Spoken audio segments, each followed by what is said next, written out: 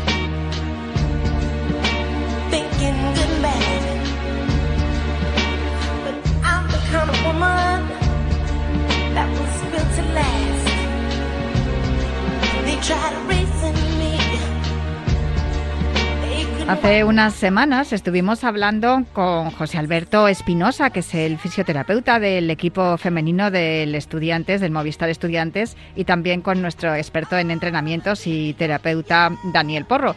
Estuvimos charlando con ellos sobre cómo afectaba el ciclo menstrual al rendimiento de las deportistas. Y para poder ahondar un poquito más sobre este tema, esta noche tenemos a un experto en metabolismo del hierro en la mujer deportista. Él es doctor en ciencias de la actividad física y el deporte, y su tesis doctoral fue precisamente sobre este tema, sobre el metabolismo del hierro en la mujer deportista. Pero él está ahora mismo trabajando en la Universidad de Navarra y tiene otros muchos temas entre manos. Bueno, vamos a hablar, a centrarnos fundamentalmente en lo del metabolismo del hierro, pero seguro que nos van a surgir otras muchas preguntas más en cuanto a estos temas, porque es algo de lo que se habla poco, en un tema en el que hay mucho debate, pero hay muy poca investigación, y es por eso que creo que es importante y fundamental que hablemos con los investigadores. Víctor Manuel Alfaro, ¿cómo estás? Hola, Natalia, muy bien. Oye, muchísimas gracias por atenderme, y además en tu campo, que yo creo que es uno de los más especializados que hay en este tema. No sé si estoy acertada o no en el comentario que he hecho. Hay mucho debate, pero hay poca investigación, Víctor. Bueno, sí que es cierto que anteriormente igual no se había hecho mucha investigación al respecto, ¿no? Sobre todo pues en el tema de la mujer y el deporte. Pero bueno, últimamente sí que se está haciendo bastante avance, estamos mirando hacia ese lado y estamos haciendo bastante más investigación. Es cierto que todavía queda trabajo por hacer, ¿no? Para suplir esa falta de información que históricamente se ha creado, pero bueno, creo que vamos en buena dirección.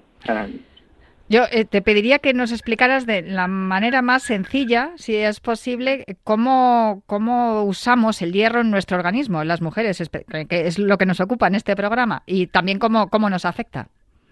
Vale, os voy a intentar resumir un poquillo, ¿vale?, cómo funciona el metabolismo del hierro en general, de forma muy breve, para que podamos entender luego ya de forma más específica cómo es el metabolismo del hierro de una mujer, y en concreto de una mujer deportista, ¿vale? Uh-huh. Entonces, la principal función del hierro en el organismo es formar parte de la hemoglobina, ¿vale?, para el transporte de oxígeno. También forma parte de la mioglobina, que es la forma en la que almacenamos oxígeno dentro de los músculos, ¿vale? Entonces, los músculos y de las células. Y entonces, estas dos funciones van a ser las principales y que nos van a importar más de cara a realizar deporte, ¿vale?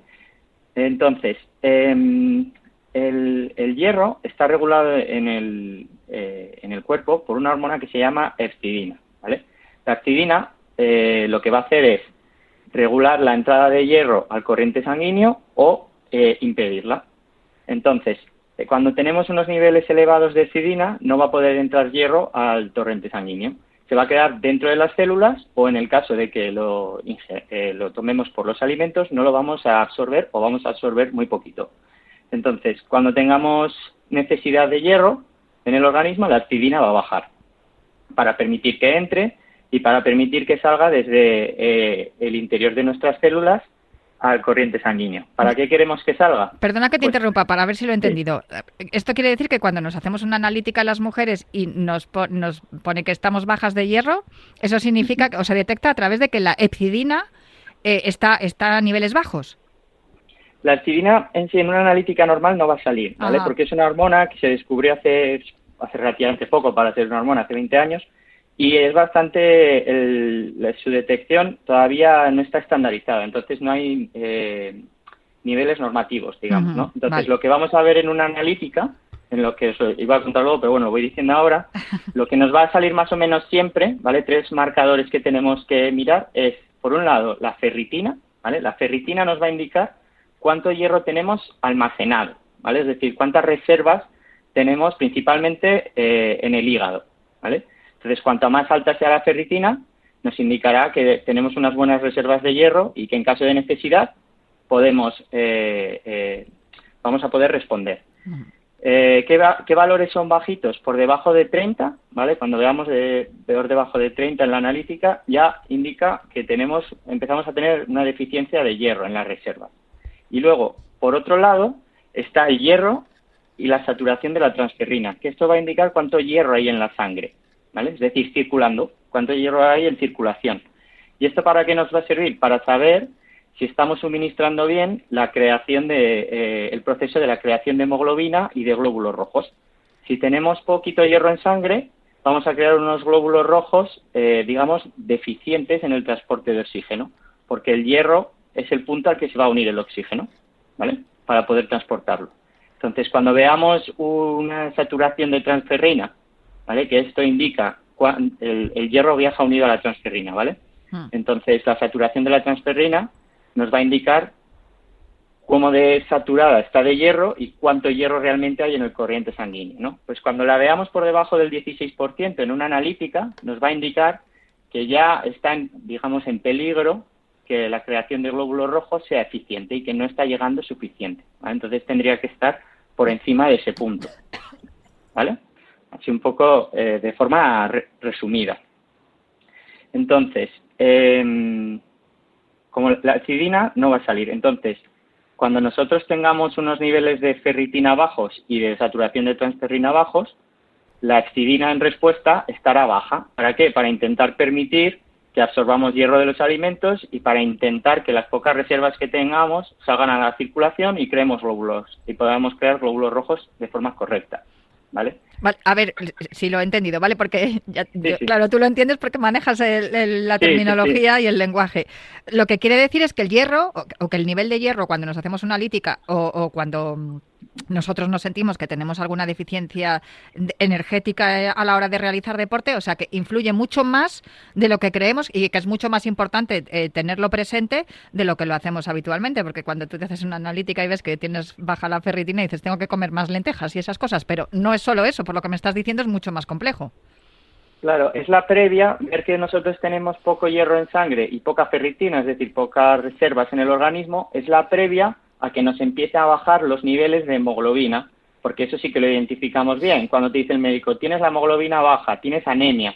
Eso es. Claro, eso es porque ya ha bajado la hemoglobina, ya ha ocurrido que ya no somos capaces de producir bien esos glóbulos rojos, ¿vale? De no producir bien hemoglobina.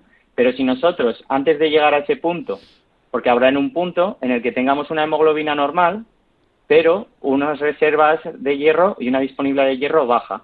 Ese sería el punto a actuar para intentar prevenir que la hemoglobina baje, ¿vale? Lo que pasa es que nosotros, nos damos cuenta, como bien decías, cuando estamos cansados, etcétera, cuando ya la hemoglobina nos ha bajado y nuestra capacidad de transportar oxígeno es más baja. Digamos que esta alerta, esta alarma que surge, es más evidente en las mujeres que practican deporte. O sea, la anemia se hace evidente en cualquier persona, ¿no? Porque sí que si es una anemia un poquito más severa, sí que se está muy cansado y hay síntomas que nos lo indican. Pero claro, en el caso de una mujer deportista, lo va a notar, pues digamos, mucho más. ¿Por qué? Porque a la hora de realizar ejercicio necesitamos un aporte de oxígeno mucho más alto, gastamos muchísima más energía y no la vamos a poder producir de forma eficiente. Entonces va a llegar un cansancio muy temprano y una recuperación muy mala. La sensación de cansancio va a estar continua y prolongada en el tiempo, en el caso de la mujer. Ajá. Entonces, las diferencias un poquillo entre un hombre y una mujer deportista en cuanto al metabolismo del hierro, para que os hagáis una idea, las recomendaciones de consumo de hierro al día para un hombre son de unos 8 miligramos y para una mujer en edad fértil, es decir, que tenga el ciclo menstrual, es de 18, es de muchísimo más, ¿vale? ¿Por qué viene esta diferencia? Principalmente por eso, por el ciclo menstrual, ya que tenéis unos días del ciclo en el que se produce la menstruación, el sangrado. Y a través de ese sangrado vamos a perder sangre que contiene hierro. Uh-huh. Entonces, la absorción de hierro es muy limitada, no podemos absorber aunque muchísimo, por así decirlo, ¿no? Entonces, esto claro, quiere decir, perdona que te vuelva a interrumpir, Víctor, es para ver si lo estoy entendiendo bien, ¿vale? Sí. Esto quiere decir que las mujeres tenemos que tener mucho más cuidado con nuestra... Bueno, en general todos los deportistas tienen que tener cuidados con su nutrición, pero nosotros al tener cada mes una pérdida de sangre que implica una pérdida de hierro, tenemos más riesgo de tener los déficits energéticos y que nos estás comentando. ¿Es así o no? Sí, eso es. Las mujeres en general, sean deportistas o no, ¿vale? Ya necesitan más hierro que los hombres, ¿vale? Por el hecho del sangrado. Pero encima, cuando una mujer hace deporte, ¿vale? Necesita también todavía más hierro. ¿Por qué? Porque el deporte produce los glóbulos rojos, ¿vale? Se renuevan aproximadamente cada 120 días, ¿vale? Pues en el caso de un deportista se renuevan alrededor de cada 90 días. Esto implica que necesitamos renovar todos los glóbulos rojos de forma más frecuente y, por tanto, el gasto de hierro es mayor, ¿vale? Entonces, no solo es la menstruación, sino que se suma que el hecho de hacer deporte, especialmente de resistencia, ¿vale? Favorece la creación de glóbulos rojos de forma más rápida y demanda más hierro.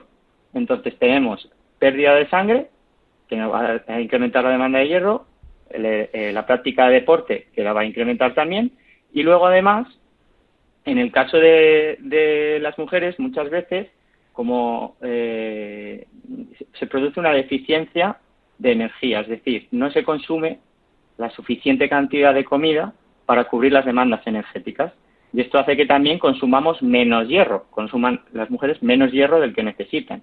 Entonces se suma ahí una serie de factores que hacen que la mujer deportista sea especialmente vulnerable y que sea muy frecuente la deficiencia de hierro. Y todo esto influye en el rendimiento deportivo, en el caso de las deportistas de élite, que podría suponer que se provoquen lesiones o que se baje el rendimiento y no consigas los objetivos deportivos, pero en las mujeres que hacen deporte de manera amateur o deportistas populares también ocurre esto, ¿no? Que muchas veces decimos qué cansada estoy, no sé qué me pasa, que he salido a entrenar y me he tenido que volver a los 3 kilómetros, y esto también puede estar ocurriendo por estas causas que nos estás contando. Claro, eso es. Esto no hace falta ser deportista de élite para que tengas unas demandas enormes de hierro. Sino que con el simple hecho, vamos a poner un promedio de una mujer que practique deporte 3 días a la semana y salga 1 hora a correr, algo pues promedio, normal. Ya solo con eso, sumado a la menstruación, etcétera, va a hacer que tenga unas demandas de hierro muy altas. Y además, si encima no está consumiendo suficiente energía y consume pocos alimentos, o imagínate una mujer que está en un proceso de pérdida de peso donde va a haber un déficit energético y, por tanto, va a ser más difícil llegar a esa cantidad de hierro con menos alimentos.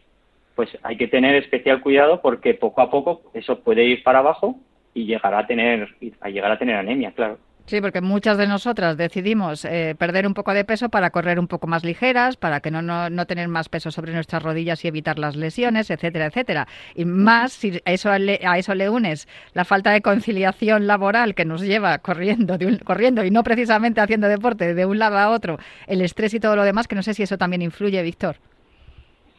Sí. Perdón. Bueno, el tema del estrés, en concreto el estrés como tal, no sabría decirte cómo influye en el metabolismo del hierro, porque no creo que de momento esté estudiado. Sí que Ya tenéis tarea ahí. Sí, sí, sí. Sí que es cierto que, por ejemplo, si pues hay una mala, digamos, un mal ambiente, una mala nutrición, un mal estilo de vida, estrés, etcétera, y hay un pequeño ambiente inflamatorio, eso también va a hacer que se absorba menos hierro, ¿vale? Porque cuando hay inflamación, aumenta la hormona que os he dicho, la hepcidina, y se reduce la absorción de hierro. Esto es un mecanismo de defensa, porque el cuerpo lo primero que piensa es en protegernos, ¿no?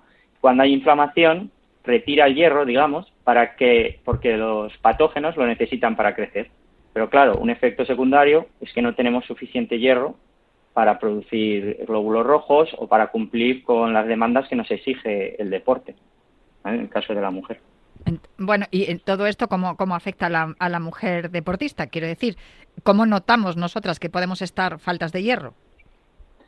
El principal, solo la falta de hierro, por así decirlo, tampoco tiene grandes síntomas, ¿vale? Sí que es cierto que una vez llegamos a la anemia, ahí sí, el principal síntoma va a ser el cansancio, ¿vale? Y se va a producir de forma bastante acusada, es decir, vamos a pasar a recuperarnos bien de los entrenamientos, a sentir que no nos recuperamos, a durante el día sentir cansancio, falta de aire en momentos en los que normalmente no los sentimos, puede haber mareos, dolores de cabeza continuados, etcétera. Pues ahí tengo unos cuantos de esos, tengo que confesar. A ver, esos síntomas son bastante generales a veces, ¿no? Y pueden venir de diferentes causas. Pero como, por ejemplo, los estudios que se hacen en población de mujeres deportistas ponen que hay un rango, dependiendo del estudio, de entre un 20 y un 50% de prevalencia de deficiencia de hierro en las mujeres deportistas. Es decir, un una de cada tres, alto. Eso es, una de cada tres seguro, en función de esos porcentajes, una de cada tres seguro que lo tiene, ¿vale? Entonces, ¿Y qué podemos hacer para evitar que esto ocurra? Porque, claro, es un porcentaje alto, además, por los síntomas que estás diciendo, ya te digo que yo tengo unos cuantos y que coincide un poco también con el momento también de mi ciclo en el que me encuentro. Me imagino que habrá muchas mujeres también escuchándonos y diciendo lo mismo que yo. Entonces, ¿qué es lo que tenemos que hacer para evitar que esto ocurra? A ver, principalmente llevar una buena alimentación y ordenada, ¿no? Es complicado eso, así que pasemos a la siguiente. Mira, de cara un poco a la alimentación, por ejemplo, ¿vale? No tanto lo que alimentos consumir, que obviamente alimentos ricos en hierro, etcétera, pero por ejemplo, cuando entrenamos, ¿vale? Después de entrenar, la hormona que os comentaba, la hepcidina, se eleva, ¿vale? Y esto hace que después de entrenar, en torno a 2-3 horas después de entrenar, que puede ser perfectamente cuando hagamos una gran comida para recuperarnos del entrenamiento, no se absorbe mucho hierro, porque esa hormona está muy alta a causa del entrenamiento. Entonces, debemos intentar consumir comidas ricas en hierro en un momento alejado del entrenamiento, ¿vale? Para intentar maximizar la absorción. Entonces, eso sí que es una pequeña estrategia que podemos incluir en nuestro día a día. A ver, entonces, por poner un ejemplo, si yo he entrenado a las 8 de la mañana, en vez de tomarme unas lentejas a las 12, mejor tomármela a la 1:30 o a las 2. Eso es, vale. o entrenar por la tarde. Si tú sabes que la comida rica, digamos, en hierro, porque te hace un poquito de falta y lo planificas, la vas a hacer pues con las lentejas, digamos, en la comida, pues intentamos que el entrenamiento se aleje o hacerlo después de esa comida, o que el entrenamiento se aleje lo máximo posible de esa hora, para evitar que esa hormona esté alta y que podamos absorber bien el hierro. ¿Como 3-4 horas de diferencia entre la ingesta del alimento con hierro y el entrenamiento, o bien por encima o bien por abajo? Por ejemplo, si es antes del entrenamiento, sin problema. Por ejemplo, si lo hacemos después de entrenar, a las 3-4 horas es cuando estaría el pico más alto de hepcidina, por lo que la absorción de hierro sería muy bajita, ¿vale? Entonces, si entrenamos, por ejemplo, a las 10 de la mañana y comemos a la 1 o a las 2, sería un mal momento para absorber hierro, ¿vale? Tendríamos que intentar alejarlo. Ese es el consumo de hierro. O sea, que en este caso sería mejor comer, por ejemplo, a las 2 de la tarde y entrenar a las 8.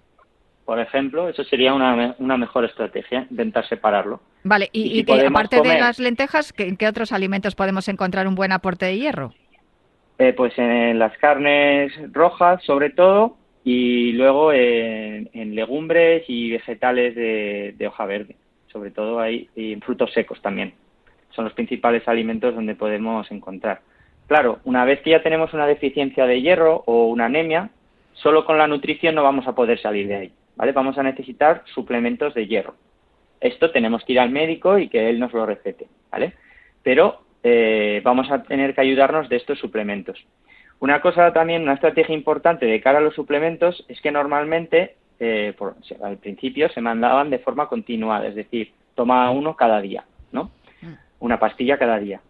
Estos suplementos normalmente producen problemas gastrointestinales, entonces si queremos hacer deporte y tal, pues yo he tenido muchas entrenadas que me dicen que están tomando hierro porque evidentemente lo necesitan, pero que a la hora de entrenar no pueden entrenar bien, pero porque tienen problemas intestinales, ¿vale?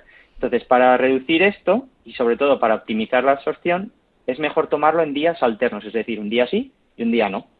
Porque se ha visto que si lo tomamos de forma continuada, la hepcidina sube tanto que la absorción se reduce mucho y no tiene sentido. Entonces nos estamos haciendo daño, por así decirlo, al estómago sin beneficio alguno. Entonces, una vez que empecemos a tomar suplementación, es mejor tomarlo en días alternos, ¿vale? Y mejor tomarlo por la mañana.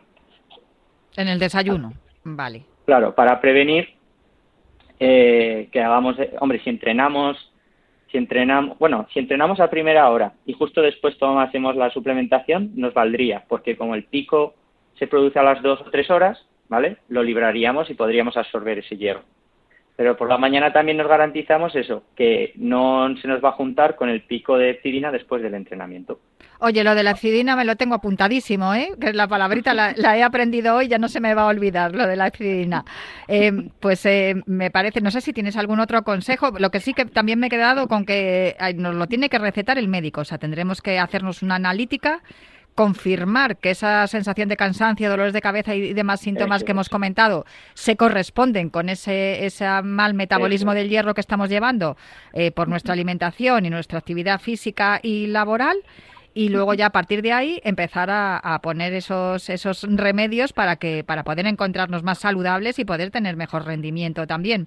Yo estoy pensando en las deportistas de élite que, claro, tienen nutricionistas, tienen fisioterapeutas, tienen de todo. Yo creo que estos consejos que nos estás dando son mucho más importantes para las que somos deportistas populares o amateurs, porque ninguna de nosotras o muy pocas somos las que acudimos a los especialistas. Vosotros estos estudios y tu tesis doctoral, me imagino que habréis hecho también test, ¿no? En deportistas habéis visto un grupo de población y les habréis hecho pruebas y preguntas para poder llegar a las conclusiones a las que estáis. Eso es. Nosotros, por ejemplo, en mi tesis doctoral cogimos un grupo de mujeres que tenían ciclos menstruales regulares, otro grupo de mujeres que tomaban anticonceptivos orales y otro grupo de mujeres que eran posmenopáusicas.